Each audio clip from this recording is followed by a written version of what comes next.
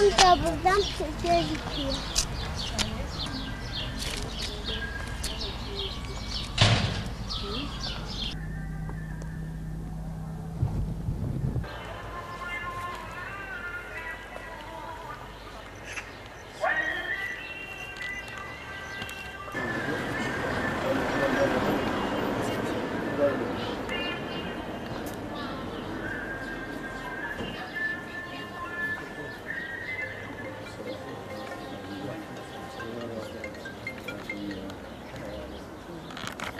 Bismillahirrahmanirrahim.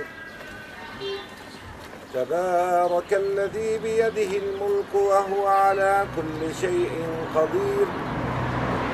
الذي خلق سبع سماوات طباقا ما ترى في خلق الرحمن من تفاوت فارجع البصر هل ترى من فطور إذا ألقوا فيها سمعوا لها شهيقا وهي تفور تكاد تميز من الغيظ كلما ألقي فيها فوج سألهم خزنتها ألم يأتكم نذير أم أمنتم من في السماء أن يرسل عليكم حاصبا فستعلمون كيف نذير ولقد كذب الذين من قبلهم فكيف كان نكير أولم يروا إلى الطير فوقهم صافات ويقبض ما يمسكهن إلا الرحمن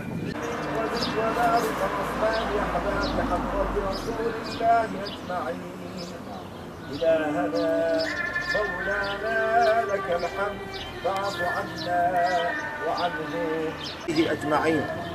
اللهم اجعل القرآن العظيم الشريف لنا في الدنيا قرينا لنا وله في القبر مونسا وفي القيامة شفيعا وعلى الصراط نورا وفي الجنة رفيقا ومن النار سترا وحجابا وإلى الخيرات كلها دليلا وإماما بفضلك وجودك وكرمك وإحسانك يا أكرم الأكرمين ويا أرحم الراحمين.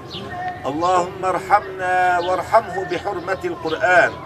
Allah'ım okuduğumuz Kur'an-ı Kerim'den hasıl olan sevabı evvela Efendimiz Muhammed Mustafa sallallahu aleyhi ve sellemin mübarek ruhu tayyibelerine hediye ediyoruz.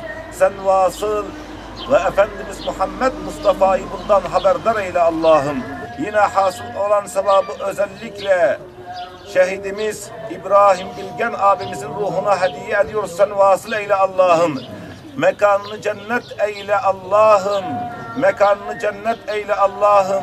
Onun ve bütün şehitlerimizin ruhlarını Ya Rabbi, Ya Rabbi Efendimiz Muhammed Mustafa sallallahu aleyhi ve selleme komşu eyle Allah'ım. Allah razı olsun. Size rahmet, size sağlık. Rabbim hepimize böyle bir şehadet nasip etsin. Amin. Geldiğiniz için teşekkür ederiz.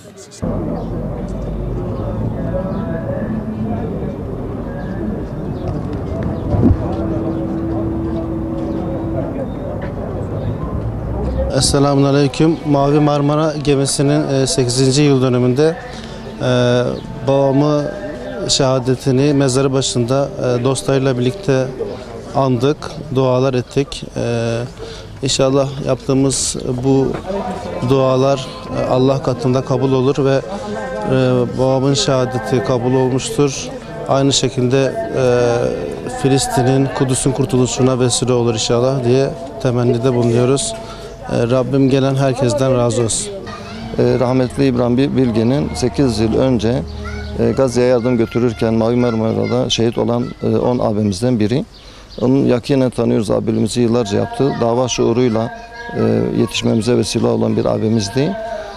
Filistin için nasıl Kudüs için özgürlük mücadelesi vermek adına giden bütün şehitlerimize rahmet ediyoruz. Mezarı başında fatihalar okuduk, dualar ettik. Bütün şehitlerimizin ruhuna ithaf ettik. Bunu bilinmesini isteriz ki Filistin sadece Kudüs sadece Filistin'in değil tüm Müslümanların başkentidir. Başkenti olmaya da inşallah devam edecektir. Şehitlerimizi kayıp olarak göremiyoruz. Çünkü Allah Kur'an-ı Kerim'de şehitlerin ölüler olmadığını beyan ediyor.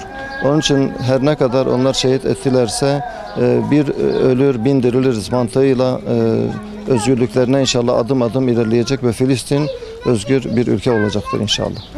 Akıttıkları kan boşuna gitmemiştir. Bu abluka eninde sonuna sona erecektir inşallah.